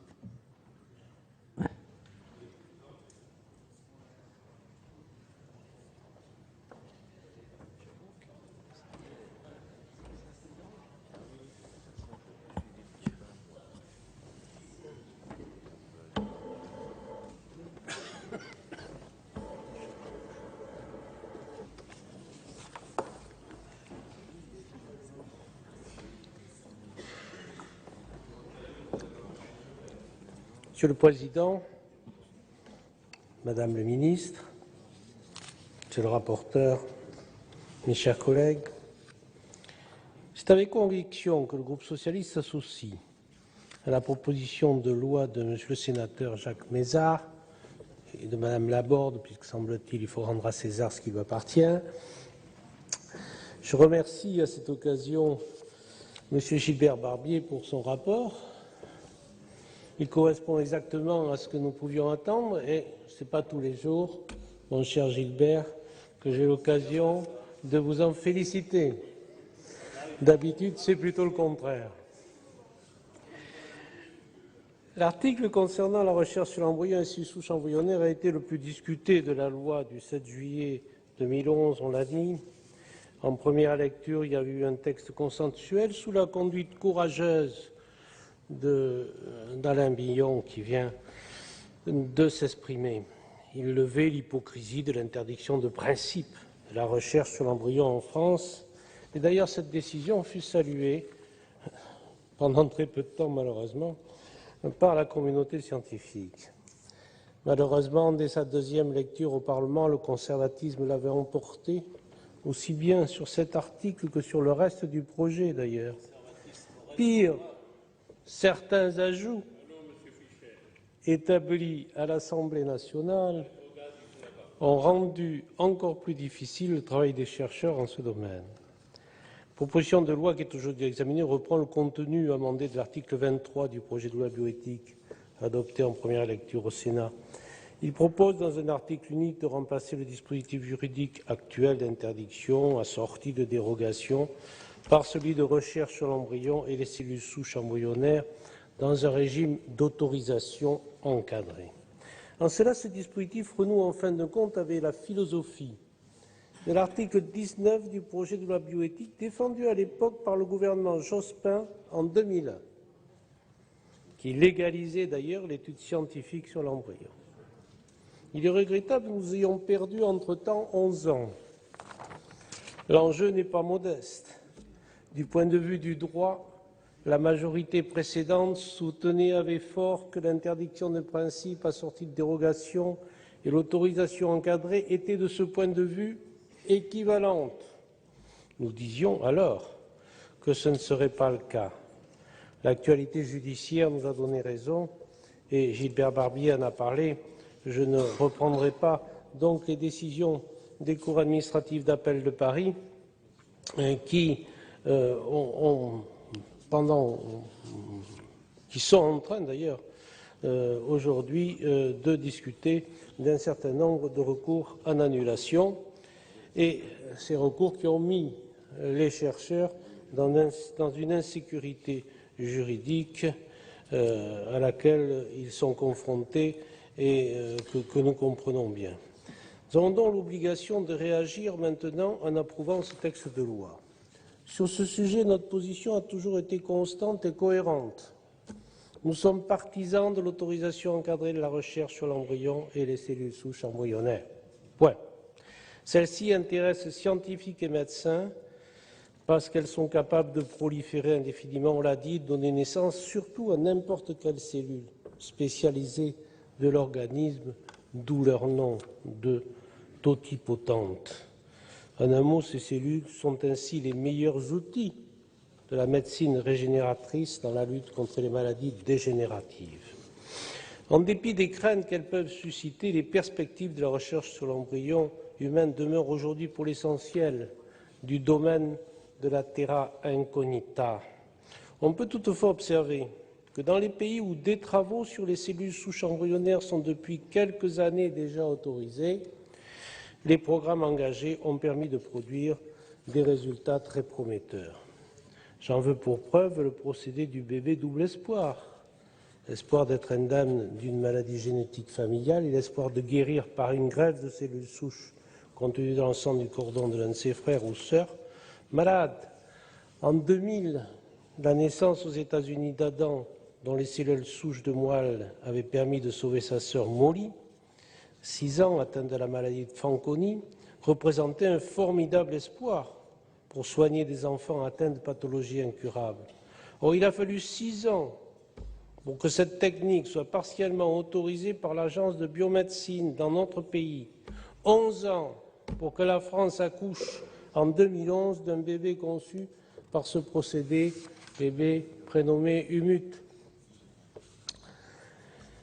Le professeur René Friedman d'ailleurs dit que si dans les conditions, en 1982, lors de la mise de la naissance d'Amandine, il avait eu les contraintes qui se sont passées par la suite, eh bien, cette opération n'aurait jamais pu avoir lieu. Alors, certes, nous disent les opposants, d'autres techniques existent, comme celle basée sur les cellules souches pluripotentes, Induced Pluripotent Stem Cells, ou IPS, fabriquées à partir de tissus génétiques adultes. Et le prix Nobel, d'ailleurs, on l'a dit, je ne le répète pas, quoiqu'on peut répéter son nom, Shinya Yamanaka. Néanmoins, ce qu'oublient de dire les partisans intéressés de l'IPS, c'est que ces succès récents ont été rendus uniquement possibles par les connaissances accumulées dans le cadre de la recherche sur les cellules d'origine embryonnaire. Même les chercheurs travaillant sur l'IPS nous le disent. Et pour cause, nous disposons de 31 ans de retour d'expérience sur ces dernières, de 6 ans seulement pour les IPS. Les scientifiques s'accordent tous pour nous rappeler l'insuffisance du recul nécessaire pour évaluer ses effets, les IPS, la faiblesse de son rendement et son coût faramineux. C'est d'ailleurs pourquoi les laboratoires scientifiques partout dans le monde ont centré leur activité de recherche prioritairement sur les cellules souches embryonnaires. Dès lors, la seule question de bon sens qui doit être présente à notre esprit sur ce texte est la suivante. Nos chercheurs ont-ils aujourd'hui la possibilité de lutter à armes égales dans le domaine des biotechnologies médicales, ou bien devrons-nous nous contenter de payer dès à présent pour notre santé des royalties aux industries américaines, japonaises ou autres? La réponse a trop tardé. L'histoire de la recherche sur les cellules souches embryonnaires humaines est en France marquée par le combat que mènent contre elle les lobbies anti-science, opposés à toute atteinte à ce qu'ils considèrent comme un être humain dès la fécondation. Ils se sont successivement opposés au cours des années aux droits des femmes à l'avortement, à la procréation médicalement assistée, puis aux tests de dépistage génétique avant de s'attaquer aux cellules souches. Adoptées sous leur pression, les lois de bioéthique 94, 2004 et 2011 ont exclu la France de l'élan scientifique international autour des cellules souches embryonnaires. Notre pays, pour le moins pourtant, était dans le trio de tête mondiale de la recherche jusqu'au début des années 1990. Aujourd'hui, le poids de l'idéologie rétrograde et la frilosité des pouvoirs publics ont abouti à l'immobilisme dans notre pays. Nous sommes obnubilés par le statut de l'embryon. C'est un tabou. Et comme vous le savez, derrière ce mot se cachent souvent l'idéologie et l'hypocrisie. Ça a été démontré par les uns et les autres avant moi. On a ainsi créé une situation ubuesque où la recherche sur l'embryon est interdite, sauf dans les cas dérogatoires où elle est autorisée. Et encore, lorsque les chercheurs respectent les conditions préalables, quasi impossibles à remplir. Le vote de ce texte va libérer la recherche de notre pays et donner aux chercheurs un autre espoir, à nos concitoyens, pour demain. Je vous remercie. Merci, Monsieur le Président. La parole est à notre collègue Monsieur Guy Fischer pour le groupe CRC.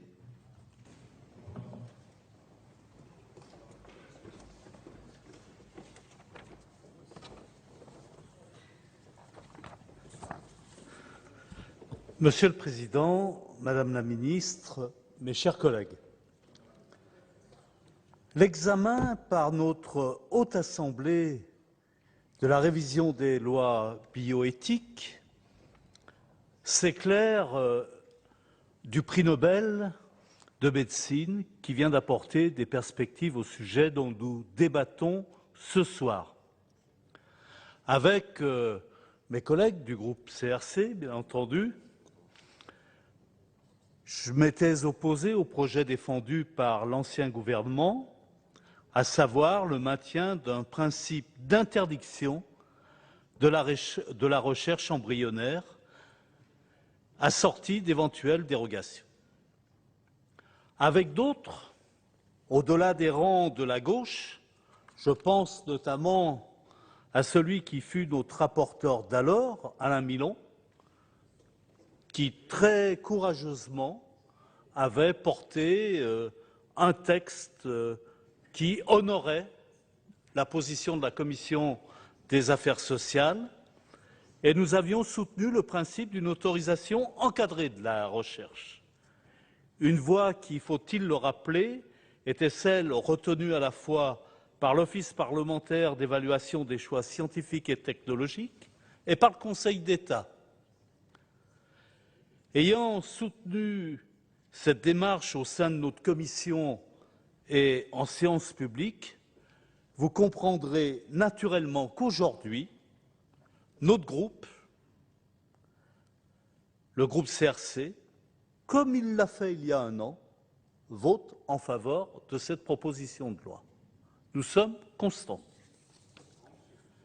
Ce vote, mes chers collègues, repose sur les deux principes fondamentaux et incontournables contenus dans ce qui deviendra, je l'espère, le nouveau régime légal, une recherche autorisée, mais une recherche encadrée.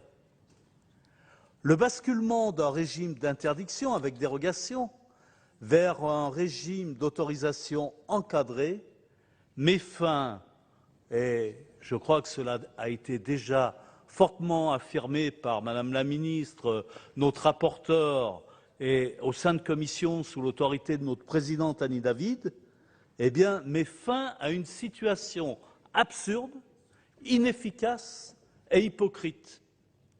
Nous le savons tous, et les scientifiques que nous avons auditionnés en 2011 l'ont témoigné, dans les faits, toutes les demandes de recherche formulées, dès lors qu'elles ne soulevaient pas de problèmes éthiques et qu'elles poursuivaient une finalité thérapeutique, étaient à titre dérogatoire autorisées. Certains voudraient d'ailleurs prendre prétexte de cet argument pour ne pas basculer vers un régime d'autorisation encadré. Or, nous le savons, cela a fait perdre du temps aux scientifiques français et a complexifié leurs pratiques. Mais elle est aussi hypocrite et, d'une certaine manière, jette sur les scientifiques qui conduisent des recherches sur l'embryon une suspicion permanente.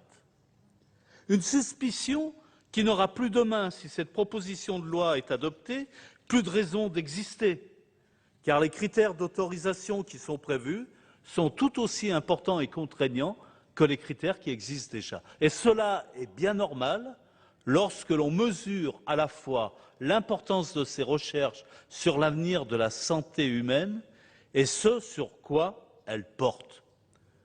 Toutes les conditions sont réunies pour que demain, aucun scientifique ne puisse se comporter comme un apprenti sorcier.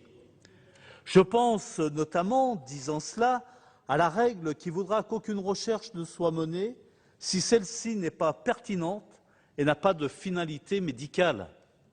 Les recherches sur l'embryon et les cellules souches embryonnaires, parce qu'elles portent en quelque sorte sur les prémices de la vie humaine, ne doivent avoir qu'un objectif, faire en sorte que les conclusions de ces recherches profitent à l'humanité tout entière, en ce sens que les recherches apporteront des réponses à des patients qui ne bénéficient aujourd'hui d'aucun traitement efficace. Je fais d'ailleurs toute confiance à l'Agence de biomédecine. Je pense également à la disposition qui prévoit que la recherche sur l'embryon et les cellules souches embryonnaires ne doivent pas être une finalité en soi, mais une possibilité offerte à la science à un moment donné. Si demain des recherches identiques peuvent être menées sur d'autres modèles, notamment animaux, alors cette recherche sera privilégiée à la recherche embryonnaire.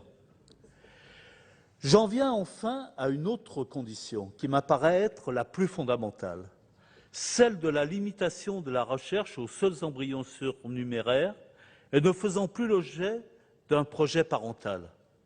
Beaucoup l'ont déjà dit, comme le souligne d'ailleurs le généticien Axel Kahn, l'embryon est une potentialité de vie. Certains voient en lui la vie, quand j'y vois pour ma part ses prémices, une possibilité. Bien que ne partageant pas l'avis de mes collègues, je le respecte. Et je crois que toutes et tous ici convenons, malgré nos différences, que compte tenu de la singularité de l'embryon, il faut le respecter. Mais ce respect ne doit pas conduire à exclure la recherche.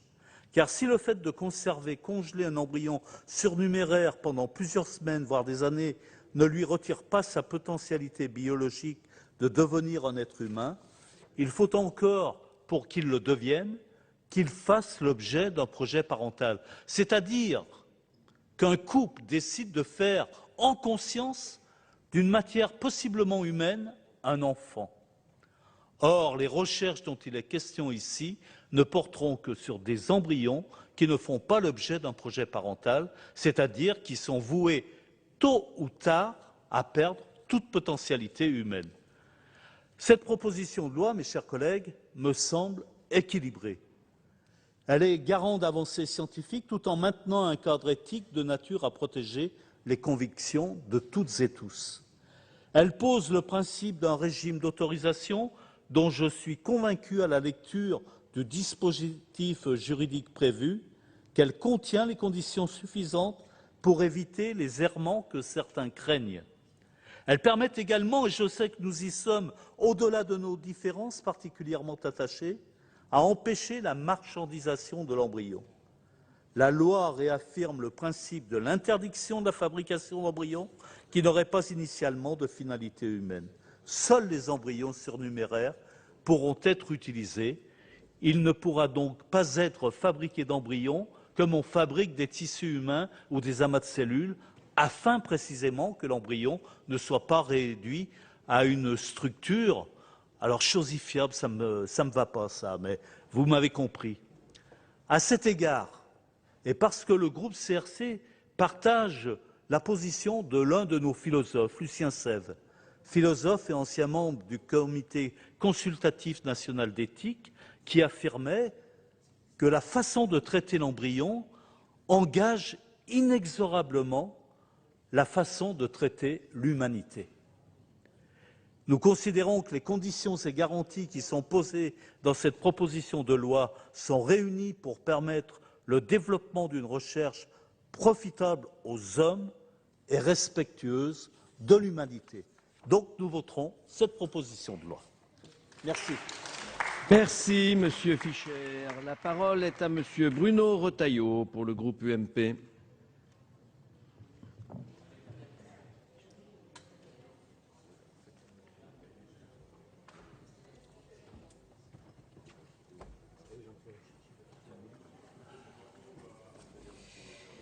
Bien, Monsieur le Président, mes chers collègues, Madame la Ministre, moi non plus, je ne me déjugerai pas par rapport au vote que j'ai pu émettre il y a un an, et je voudrais aborder au début ce texte qui est un texte assez essentiel au sens étymologique du terme, en insistant en premier lieu sur deux remarques qui me paraissent préalables. La première remarque, c'est pour m'étonner de ce que j'appellerais une sorte de bougeotte un peu législative, puisque ce texte, qui est un texte sur un sujet grave, où nous nous sommes certes opposés, où nous avons débattu, toujours avec beaucoup de respect, et je suis heureux de voir aussi ce soir dans quel état d'esprit les uns et les autres sont, mais franchement, mes chers collègues, nous avons voté ce texte il y a un an, un texte qui avait donné lieu à une très grosse préparation en termes de forum, de publication, d'audition, un texte qui a donné lieu ici à des débats qui avaient été longs,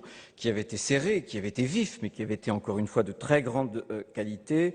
Et voilà que tout juste un an après le vote de cette loi, encore une fois sur un sujet qui devrait mériter un peu de constance, tous les sujets ne sont pas de ceux-là, eh bien il faille remettre l'ouvrage sur le métier, nuitamment à la sauvette. Et je trouve qu'au moins sur le plan de cette forme-là, nous conviendrons qu'on aurait pu le faire dans des conditions de débat beaucoup plus sérieuses. Je voudrais, mes chers collègues, m'étonner quand même de cette instabilité juridique. Je crois qu'il y a au moins une chose qui peut nous réunir sur tous ces bancs, c'est combien de fois avons-nous déploré qu'en France il y avait trop de lois, trop de règlements, et que pire, ces lois changeaient perpétuellement. Eh bien, je crois qu'on tombe, si j'ose dire, un peu dans le panneau, et que non seulement, pour ma part, je pense que, et d'autres l'ont assuré avant moi, que trop de lois tuent la loi, mais je pense qu'une forme d'instabilité normative est une mauvaise chose pour l'esprit public. D'autres l'ont dit là aussi avant moi. Et puisque je parle aussi juste en dessous de la statue de Portalis, je voudrais vous rappeler ce que Portalis disait sur les lois existantes. Il faut toucher aux lois existantes qu'avec une main tremblante. C'est la première remarque préalable. La seconde, c'est que la loi que nous avons votée il y a un an a un article, qui est l'article 46, qui dispose que toute réforme de ce texte, et ce sera l'objet précisément de la déclaration préalable de mon collègue Dominique Delège, eh bien que toute réforme de ce texte doit donner lieu, lorsque cette réforme a une portée éthique, et celle que vous proposez là, bien évidemment, à un débat public. La loi précise même la forme du débat public, puisque la loi dit un débat public sous la forme d'états généraux.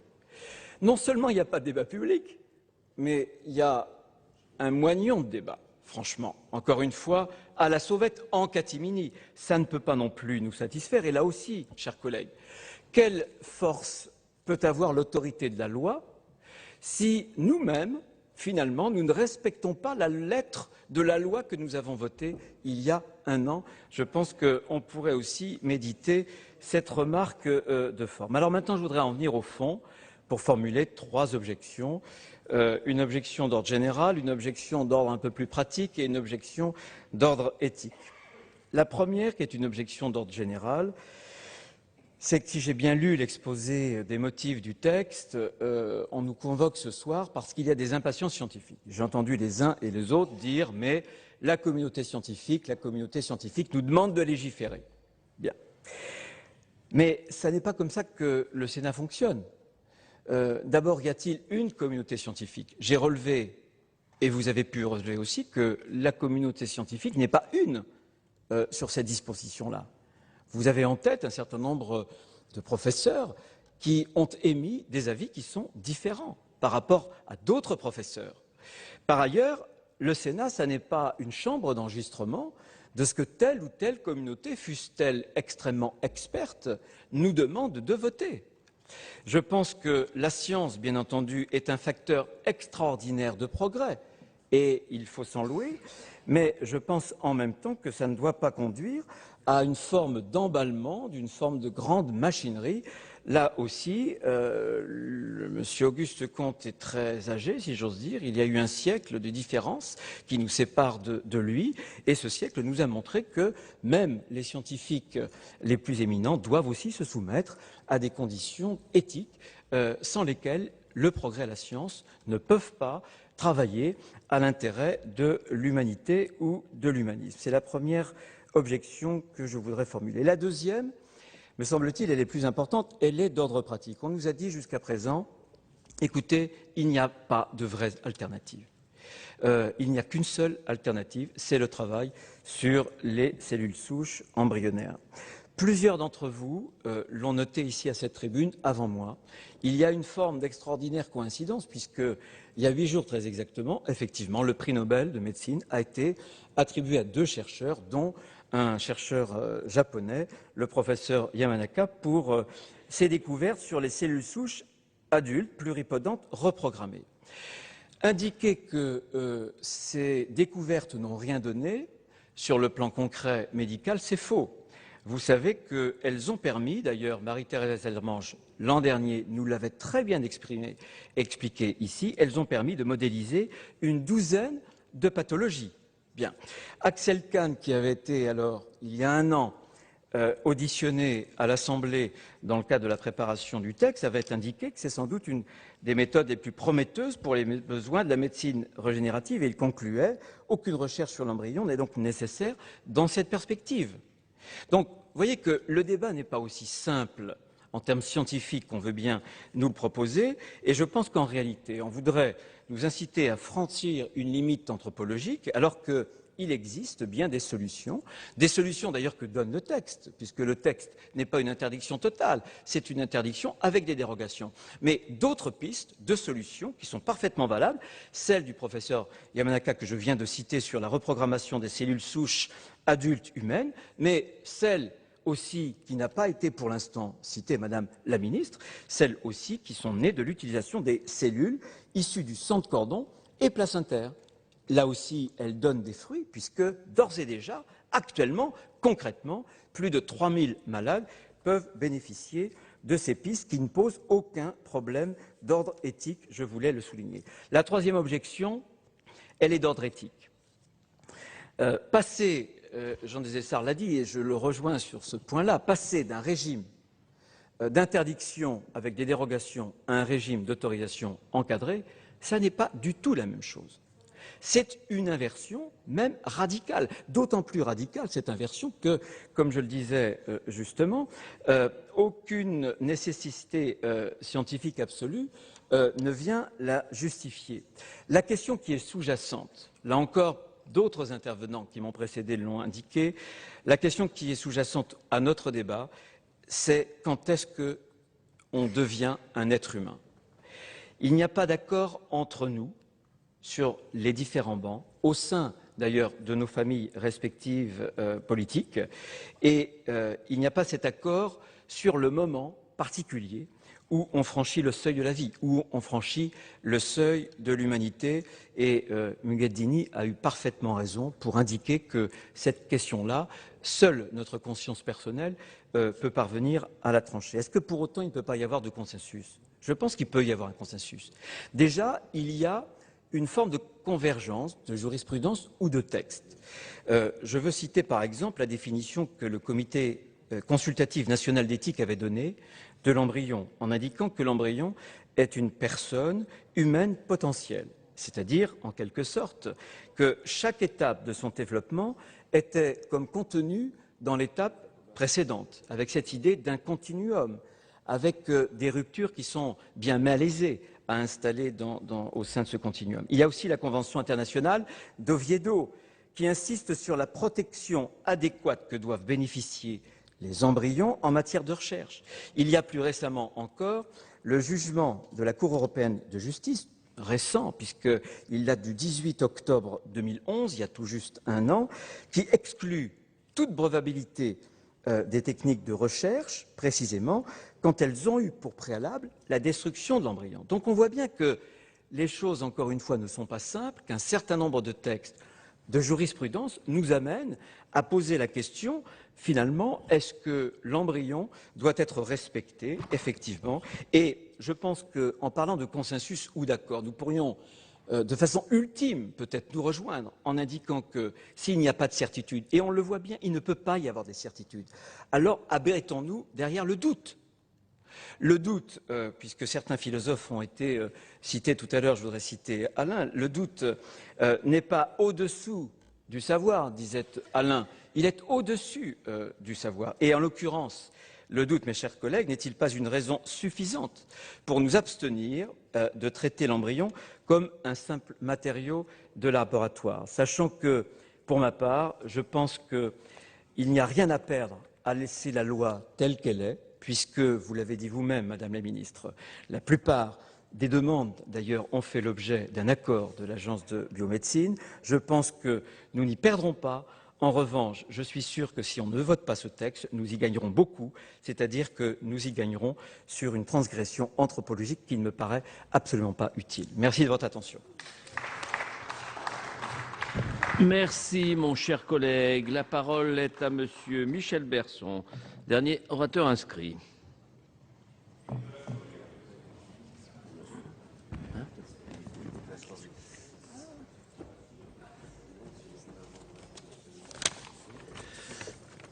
Monsieur le Président, Madame la Ministre, mes chers collègues, certains nous disent qu'il n'y a pas lieu de légiférer sur les embryons, que les recherches sur les cellules souches embryonnaires n'ont plus d'utilité.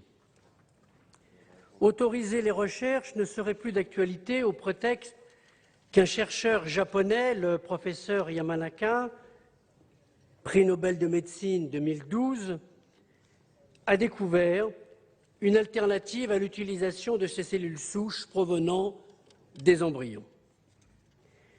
Selon le professeur Yamanaka, les cellules souches spécialisées pourraient être reprogrammées, c'est-à-dire transformées en cellules souches non spécialisées pour devenir pluripotentes.